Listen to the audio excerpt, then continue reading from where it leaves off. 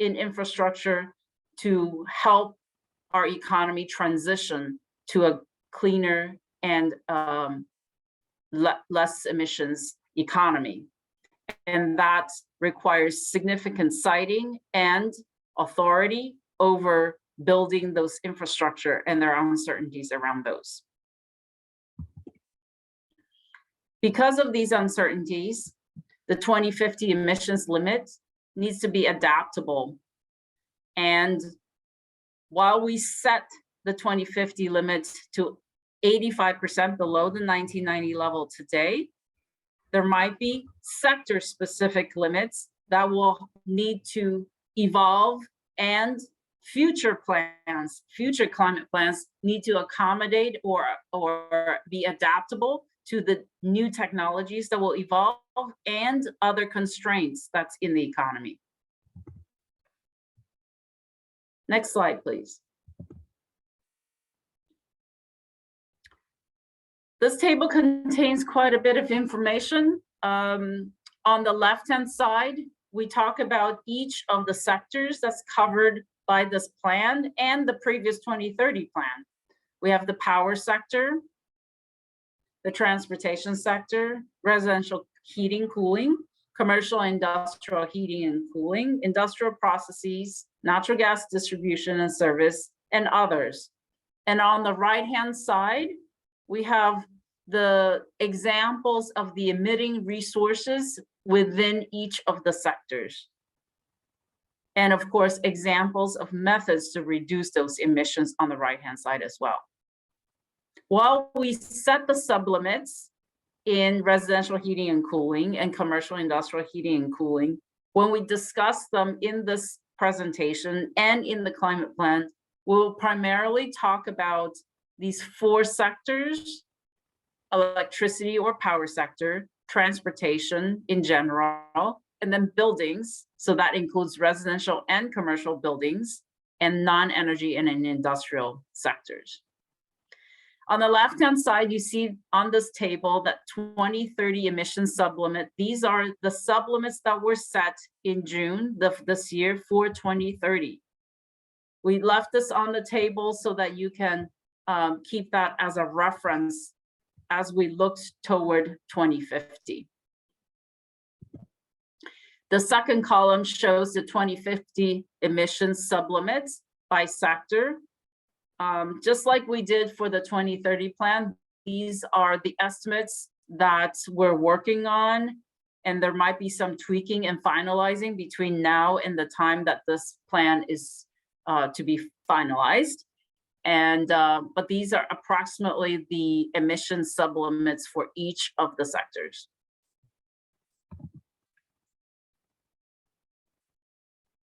Next slide, please. This slide shows you almost like a picture of what 2050 will look like to achieve 85% greenhouse gas emissions reduction.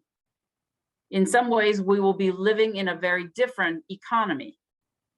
For example, in transportation, nearly all passenger vehicles and most medium and heavy duty vehicles will be electric.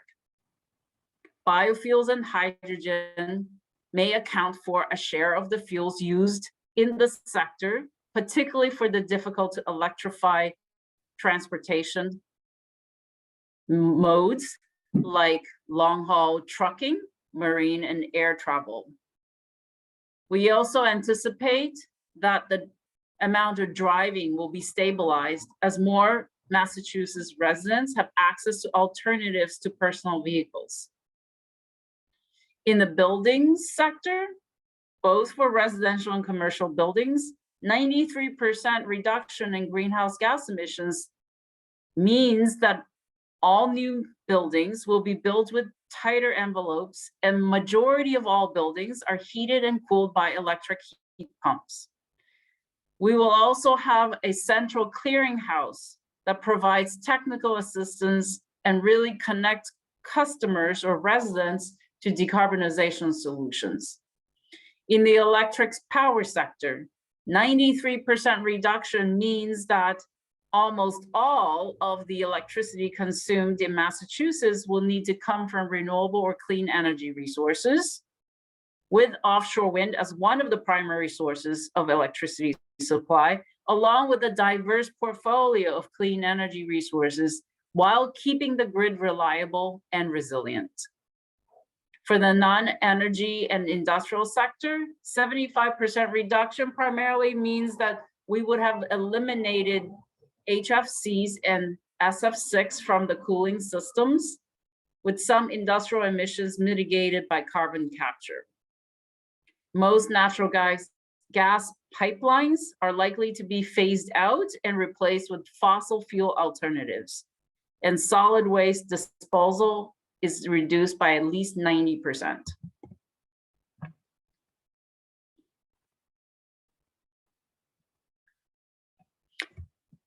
In the next few slides, I'm going to go through each of these 4 sectors, plus the natural and working land in a little more detail. For the transportation sector, next slide, please. There we go. The primary driver for deep decarbonization is the transition of our vehicle fleet to electric vehicles. And the primary policy that will ensure rapid electrification is the implementation of vehicle emission standards from California that will require all new light-duty vehicles to be zero emissions by 2035. We will continue to provide assistance to residents through both EV incentives and provide planning and incentives for building out charging infrastructure, with a particular focus on supporting low-income residents and fleets that are important for equity and public health purposes, such as school buses, vehicles for hire, and delivery trucks.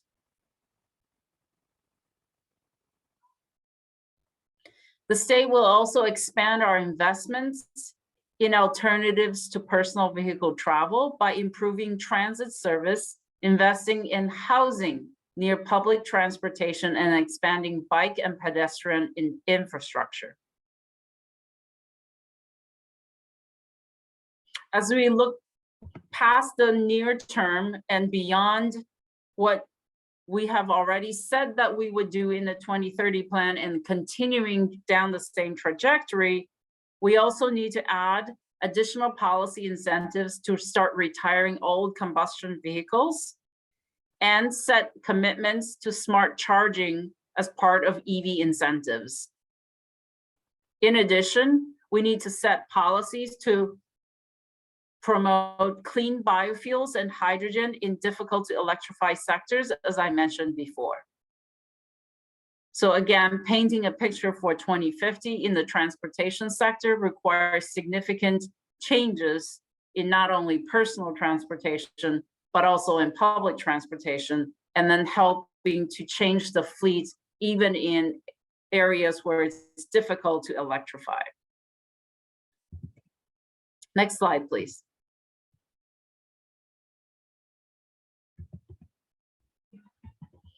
For the building sector, the Commission on Clean Heat has been working since January of this year on a set of policy recommendations for decarbonizing buildings.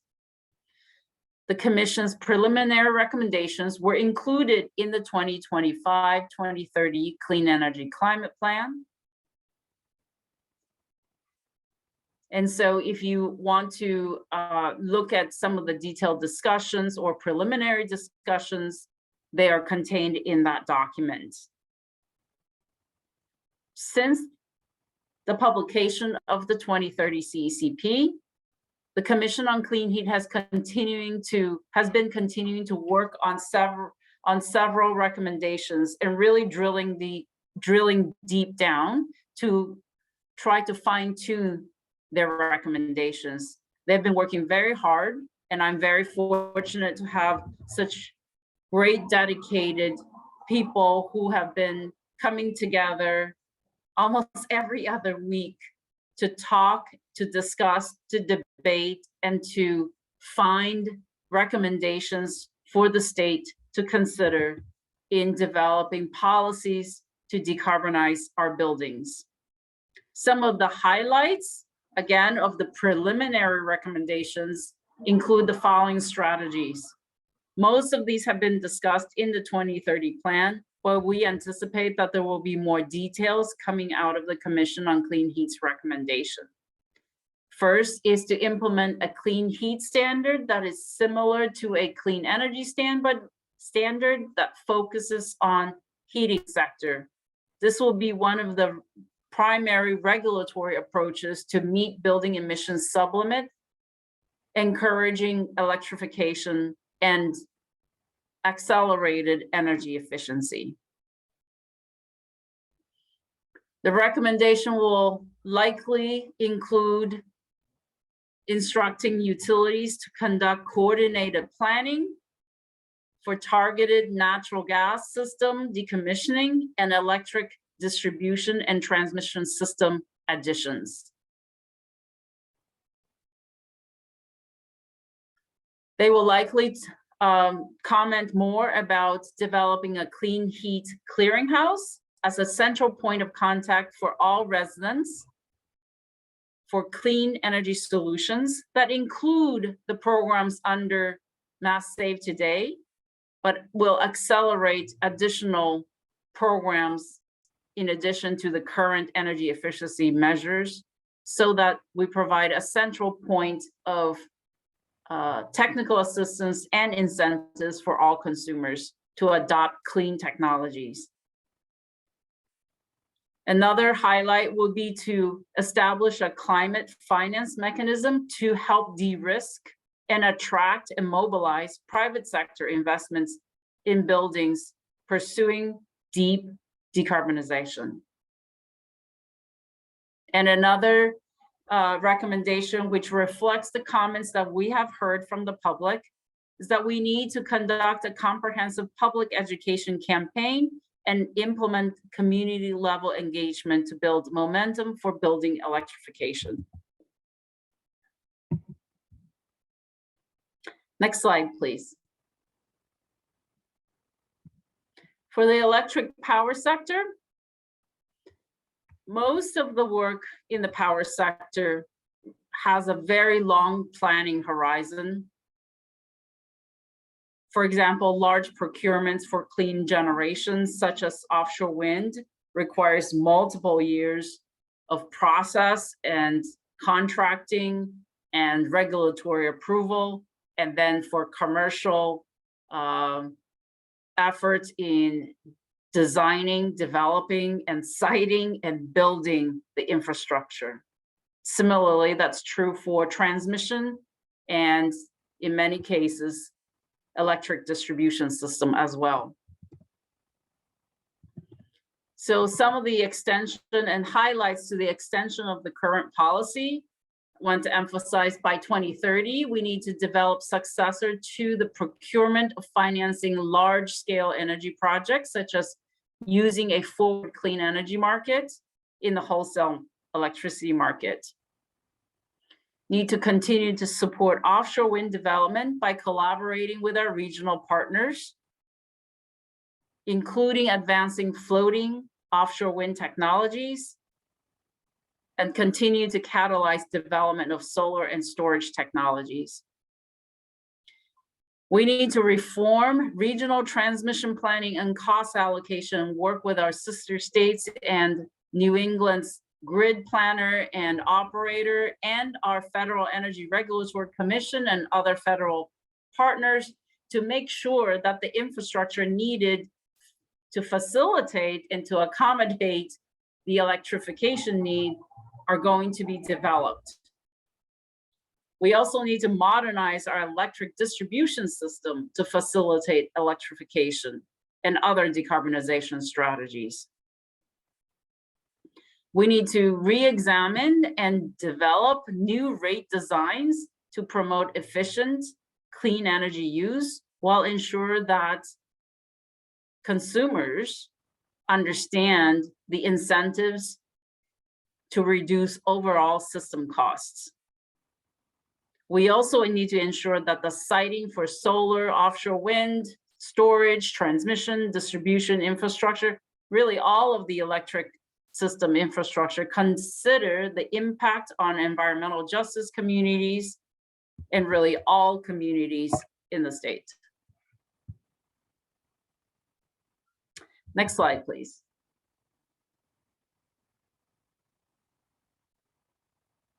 For non-energy and industrial sector, the Commonwealth will continue to promote energy efficiency upgrades and electrification of industrial buildings through the Mass Save program. The federal government is moving forward with phasing out the production and use of HFCs in compliance with the American Innovation and Manufacturing Act of 2021 and the September 2022 US Senate ratification of the International Kigali Agreement. The Massachusetts Department of Environmental Protection is moving forward with their updated solid waste master plan for 2030 that seeks to reduce solid waste disposal by 90% by 2050. The notable new item here is to evaluate the findings from the most recent law that allows 10 towns to pilot the reduction of natural gas hookups in new buildings and new customers, and the future of natural gas infrastructure. And if appropriate, through those findings, work with the legislature to recommend broader natural gas delivery policies and what the future of natural gas system may look like. Next slide, please. For natural and working lands, we want to continue protecting, managing, and restoring our natural and working lands capabilities to remove and storage carbon now and through 2050 and beyond. We're increasing our natural working land conservation commitment to at least 40% of Massachusetts land and water to be permanently protected from development by 2050. To accomplish this goal, we must leverage recent federal funding sources, expand support to municipalities and regional entities in land acquisitions, and explore options to channel private investments to natural working land conservation. We also need to increase carbon sequestration capacity by increasing tree planting commitments to at least 64,000 acres of new riparian and urban trees by 2050. As with conservation, we will leverage recent federal funding sources for urban tree planting. To allow natural working lands to function as natural and working lands and continue to be so, we need to protect future nature-based carbon sequestration potential and develop methodologies for quantifying greenhouse gas emissions implications of large-scale land clearings and potential options for mitigation. We'll continue the state's commitment to climate smart practices in forest and farm management. These were discussed in the Clean Energy Climate Plan for 2025 and 2030, and these efforts will continue into the longer term.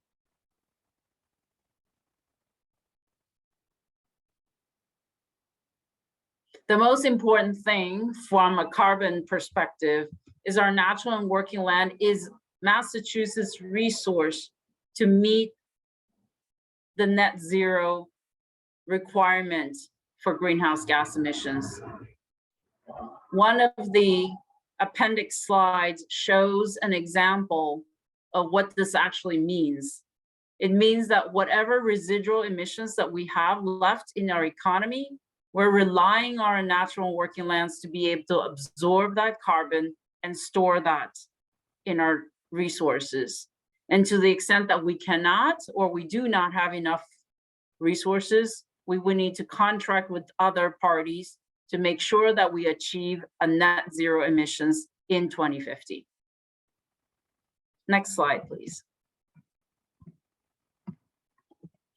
In addition to sector-specific policies and setting metrics to meet our sector-specific sublimits, for the 2050 plan, we thought that there are several very important cross-cutting or cross-sectoral enabling policies.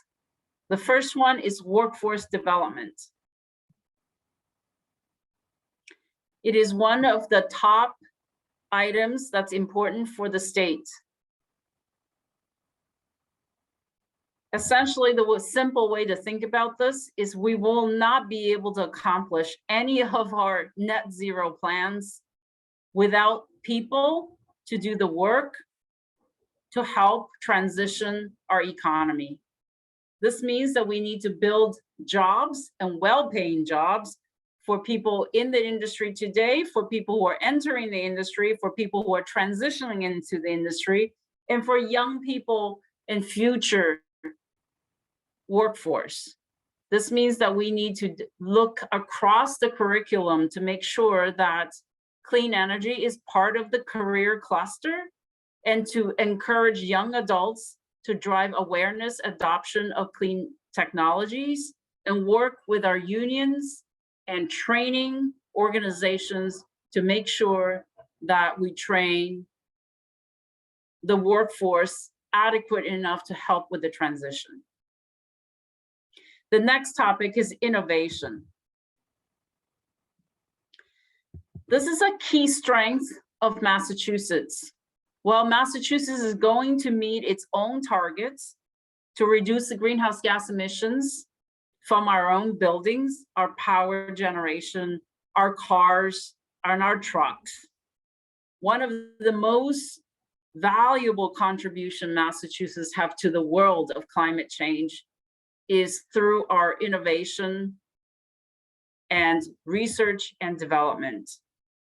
This is why Massachusetts should continue to invest resources so that we can channel academic work into viable solutions for the future. In other words, we are well poised to export technology and new solutions, new decarbonization solutions to the world. And that is one of the additional places that we need to make our investments.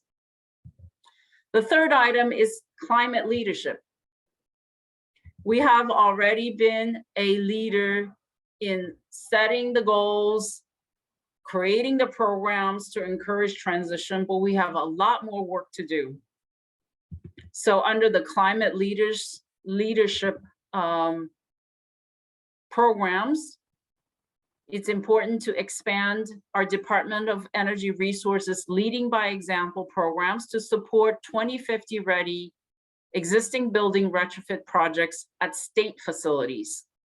Take on more net zero construction projects, new construction projects, and substantially increase clean energy procurement to meet the electric loads at our state facilities. We also need to increase our efforts in coordinating with cities and towns and regional entities on net zero planning, building up capacity from every city and town so that the implementation happens not just from top down, but from ground up.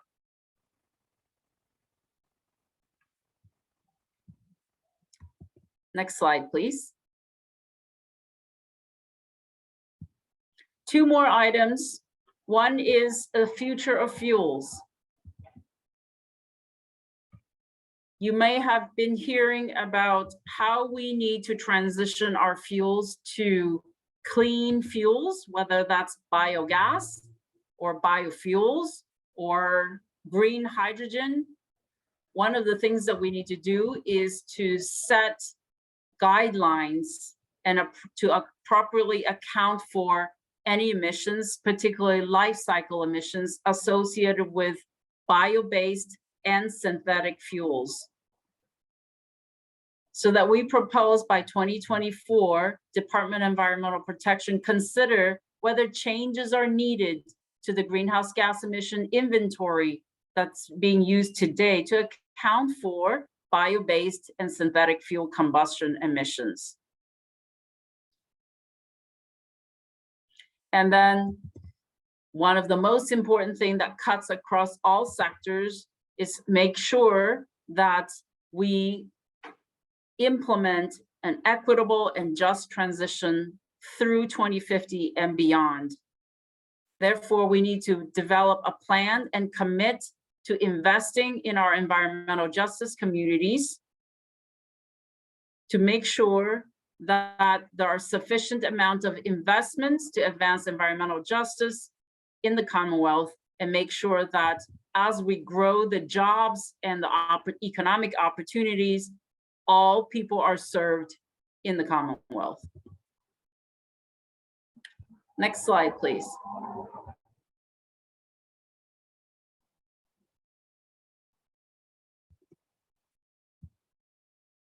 Our next step are reflected on the slide. We're opening up certainly oral comments for tonight and tomorrow and another day next week. We're accepting written comments on the proposed emissions limits, sublimits, goals, policies. There's actually a typo on the slide. It should say 2050 CECP until October 21st, 2022. We will review and synthesize the submitted comments and update any places where the suggestions are relevant. And we are planning to meet the deadlines to submit the 2050 CECP to the legislature and post it by January 1st, 2023.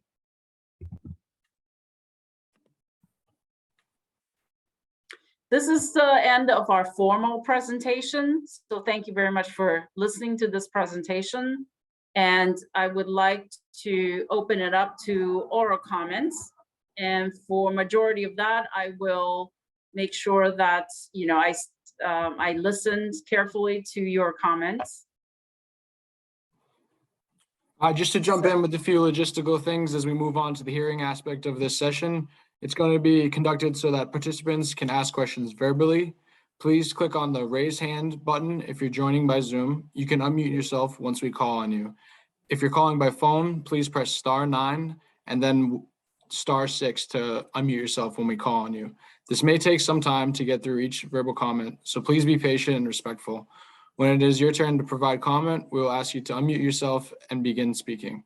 Please also note that written comments will be accepted via email to gwsa@mass.gov and through a portal that can be found on the 2050 MassGov CECP page. So I believe we have our first is Nancy Goodman that has been raising her hand. I'm going to unmute you now, Nancy. Oh, she lowered her hand. All right, I'm going to ask Brian Campbell. Brian Campbell. I didn't know I'd be first, but I just want to say that our Democrat administration, our Energy Secretary Grantham made these comments. We are on war footing. We are in an emergency, and we have to responsibly increase short-term oil and gas supply. And that I feel Massachusetts should participate in. We need to be on war footing against this new external threat to our country. And the best way to do that is to build a pipeline to the oil fields in Pennsylvania so that we're not starved this winter for natural gas, which we used to get from Russia by LNG terminal in Chelsea.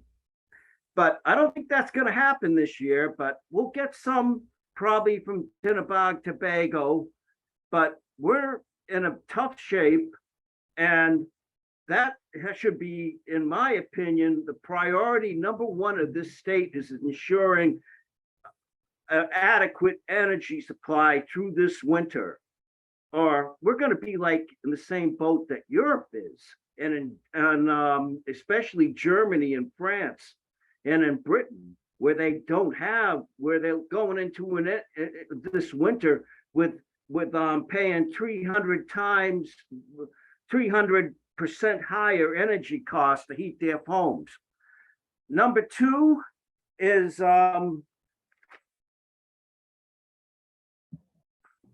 Sorry, Brian.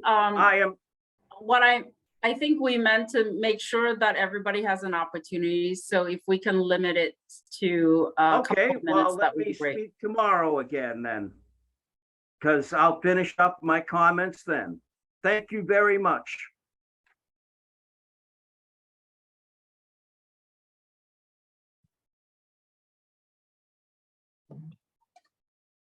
All right, thank Okay, you. next time I'm going to be calling on, it doesn't have a name, but it is 617-821-7587. If you recognize your phone number, I'm clicking on for allowed to talk now, if you'd like to begin speaking.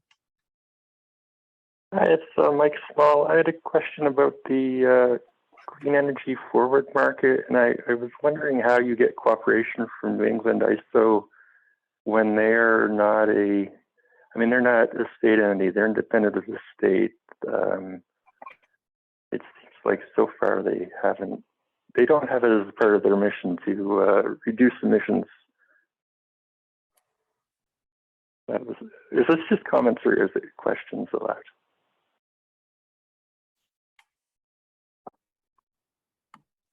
I'll just quickly address that. I wasn't sure if that was a question, a clarifying question, but the independent system operator for New England has set meeting clean energy goals for the New England states as one of their missions, I will say recently, or at least in the recent years. So Massachusetts is working with all the other New England states, as well as the independent system operator, ISO New England, on these topics. They are becoming more and more urgent and important, but the work is underway, but they will continue into the future.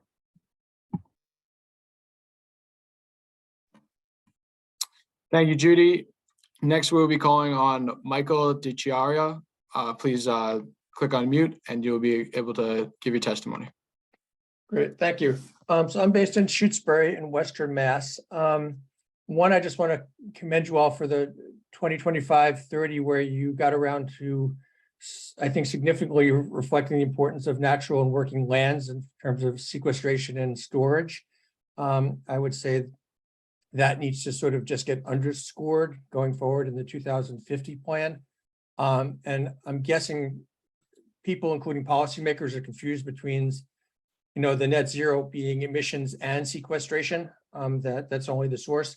The other thing I would just say, which looking at the slides, either under power or housing, I didn't see anything about residential solar on rooftop, brownfields, parking lots, et cetera, and distributed generation will reduce the demand for having to have large scale installations. So I think there's a connection there. The omission of that, I think, is somewhat important to sort of highlight and maybe rectify. And then the final thing I would say, because I'm a town official, I think the department and just the Commonwealth in general has to work with towns in terms of changing statutes that towns can, what was said is it shouldn't be top down, it should also be bottom up. Right now, in terms of solar, towns cannot regulate solar. And so we're prohibited from and usually threatened with lawsuits if we want to actually participate in that conversation. So that has to change if you really want to have a active conversation from the municipal level. Thank you. Thank you, Michael.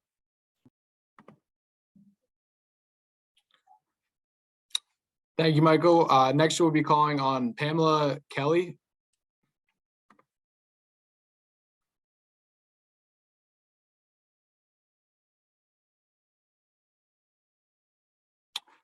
Pamela, if you can hear me, you need to click unmute to begin speaking. I'm sorry. No worries. I wanted to bring up a couple of things that I didn't hear mentioned. Progress on electric storage which is a real conundrum. And in that, I'm from Greenfield, Western Mass area.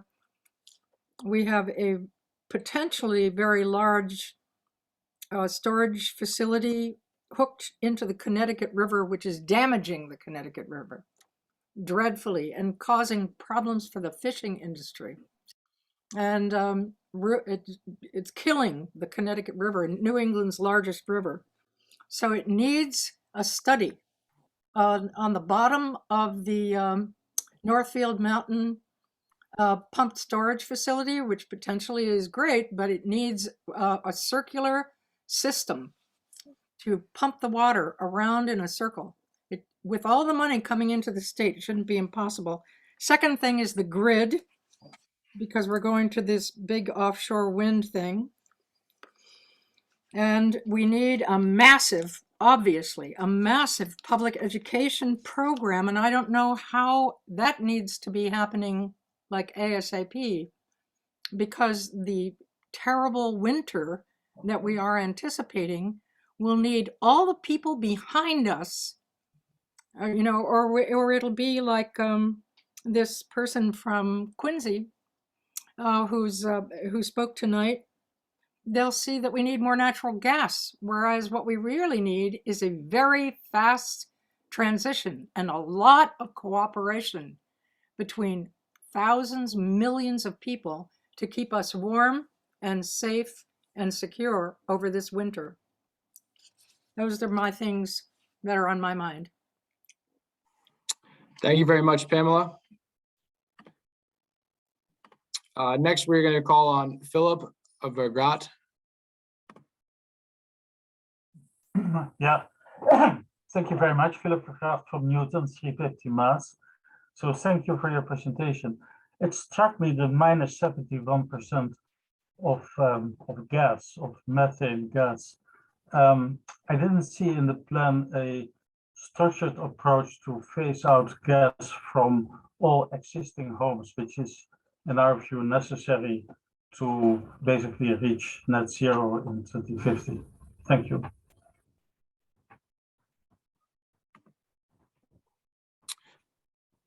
Thank you, Philip. Next, we'll be calling on Douglas Martin.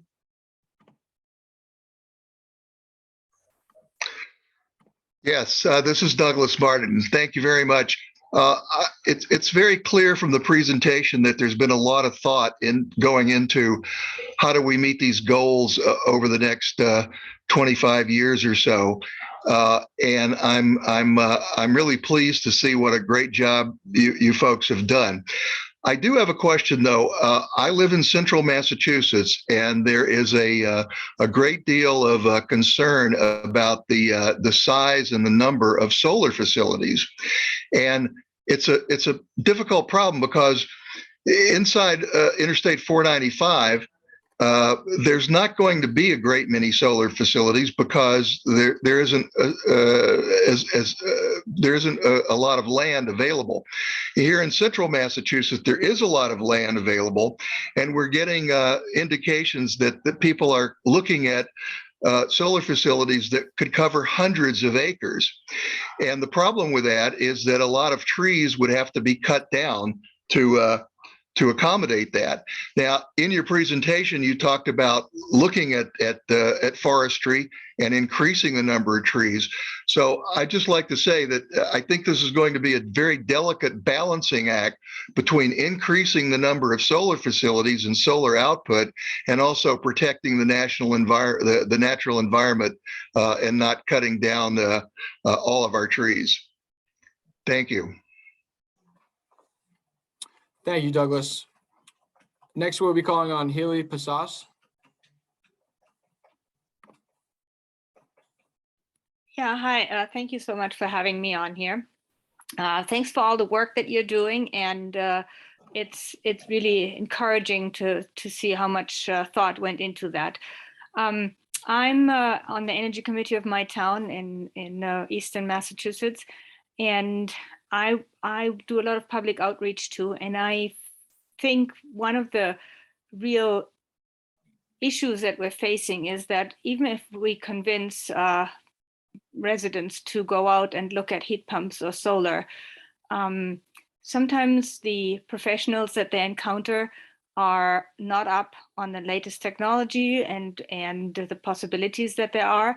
And I know yet that one area that you talked about is workforce development, but I think what is really important is to think about some update and certification, continued training, and really make sure that the advice that people get when they are ready to act is good and solid. And I find that even personally, I've had a lot of issues with that, and you know, I hear a lot of comments on that, and that's you know, we don't want to lose the momentum we have just at the point when we try to implement things. Thank you. Thank you very much for your comments. Next, I'll be calling on Dick Elkin. Thank you very much. I'm the chair of the Wellfleet Energy Committee. I have 2 points. The first is that in order to make battery storage and therefore solar panels more economical, the state needs to have an active time of use rate program so that people can have a solar panel generating electricity during the day, save it during the day, and then use it at night, or even take energy from the grid at night through a battery and save it during the day. So time of use rates would be economical and would encourage people investing in batteries and to a lesser extent in solar. The second thing is, you haven't mentioned anything about ground source heat pumps as opposed to air source heat pumps. And I think that's a technology that needs to be supported, because potentially ground source heat pumps, especially for large public buildings, tend to be much more economical than air source heat pumps. I've seen presentations on schools where they did an analysis and the initial investment is lower and the life cycle cost is lower. So I think ground source heat pumps should be something you consider concentrating on. Thank you. Thank you very much. Next, we'll be calling on, it's just an initial, and it is K.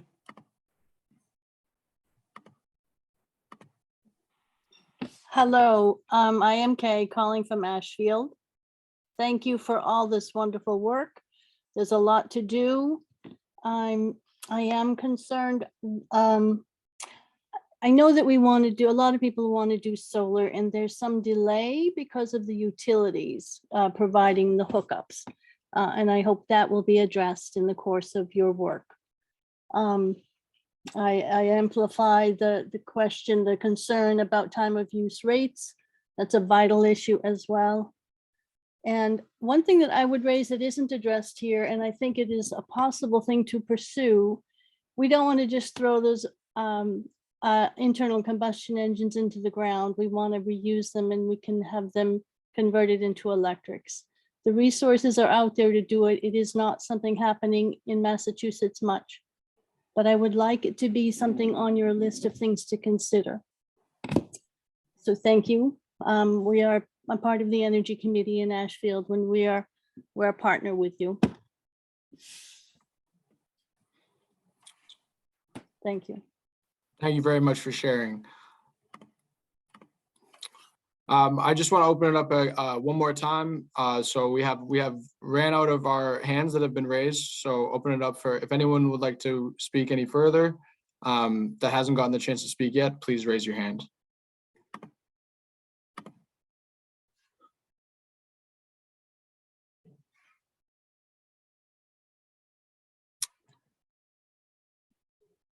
All right, calling the next person. I have asked you to unmute. Please speak up.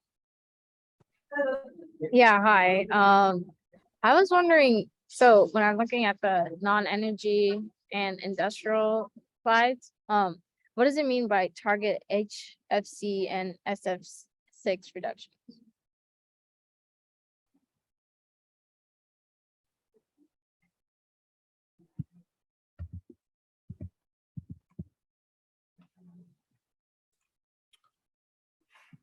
Are you asking about what that stands for or what the policies are?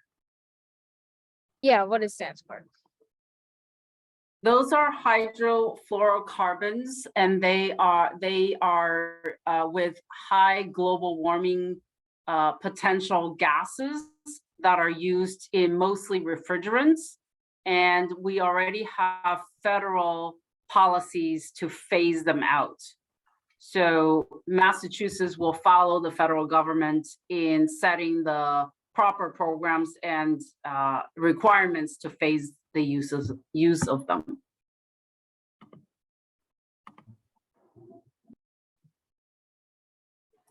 Great. And we have another person that is raised.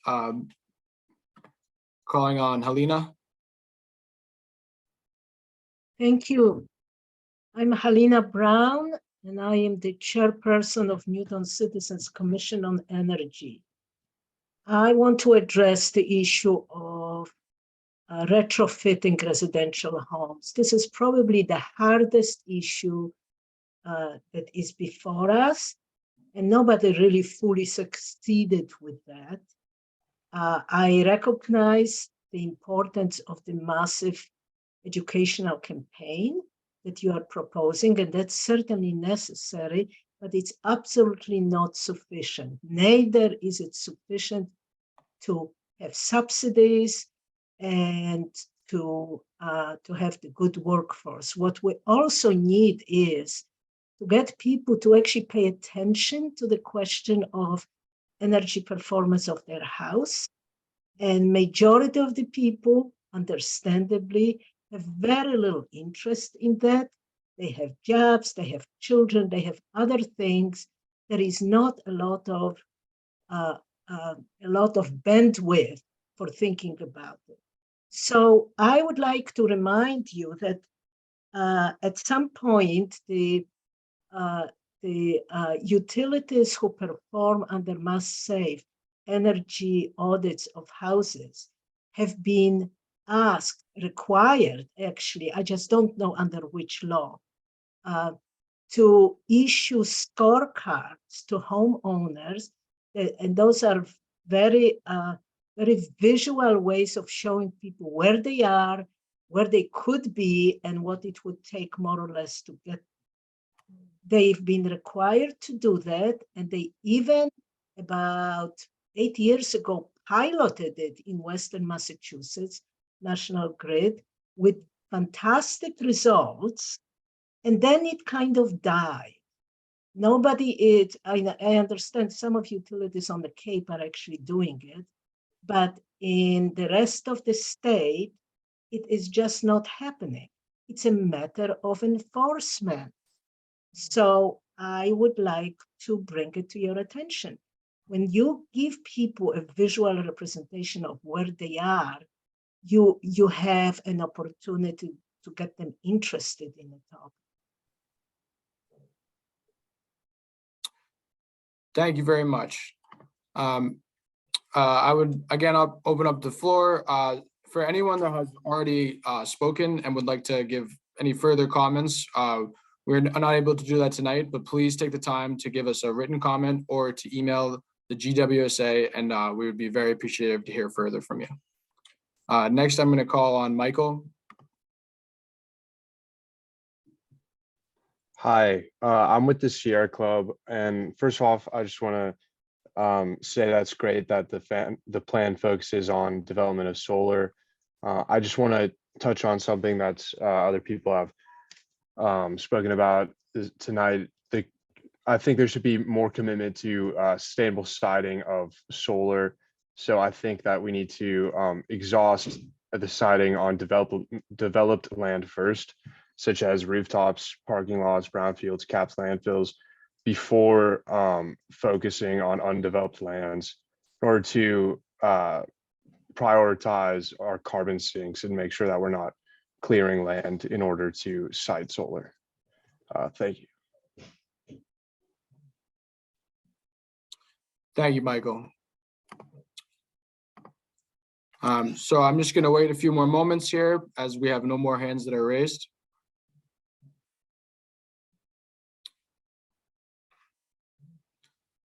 Pamela, if you're able to hear me, we already have heard from you, so we're going to move forward. But please, as I had mentioned before, take the time to submit any written comments, and we'd be very excited and encouraged to hear from you, because it obviously is very important to hear from the public during this session and throughout the next few weeks. And we'll be taking the time to edit up the CACP and continue to work on it and listen to the public comments. Judy, is there anything else that you would like to say, as we have no more people that have raised their hands?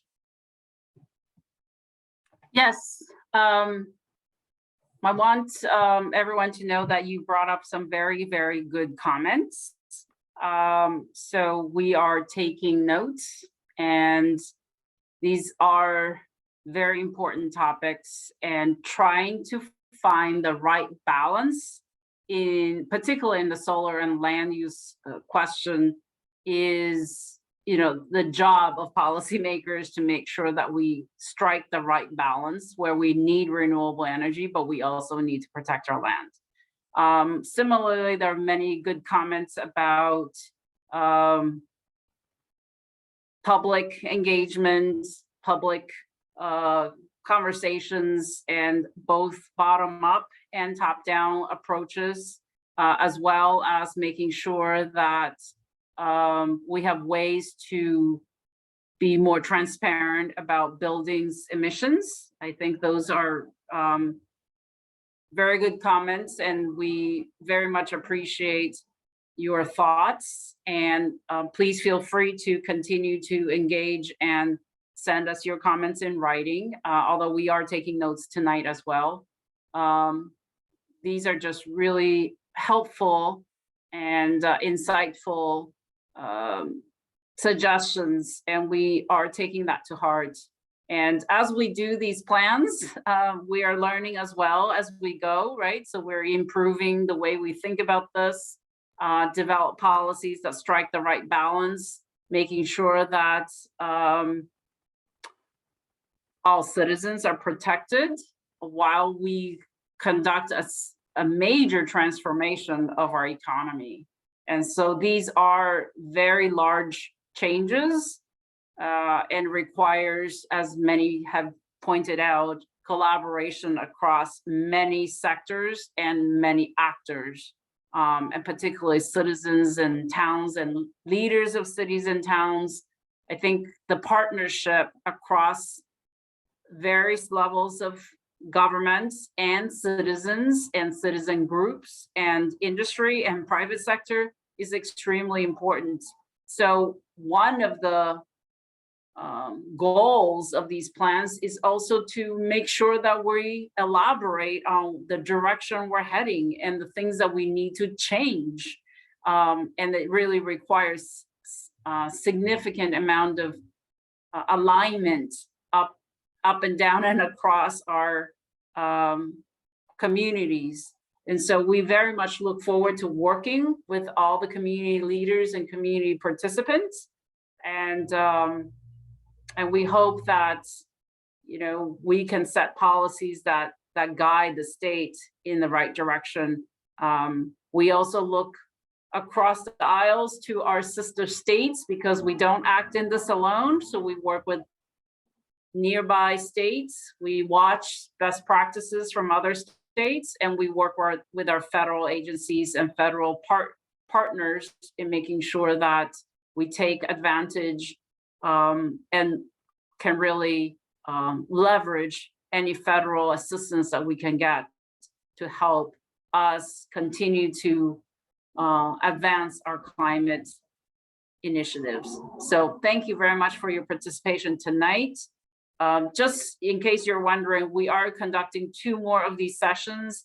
The presentation will actually be identical. Well, I mean, close to identical. But so I appreciate your participation. We try to select different times of the day to present these materials so that we can allow as many people as possible to participate. So thank you and good night. For those that will be having meals with your family and loved ones, thank you very much for taking your time to join this, and I look forward to continue working together. Thank you.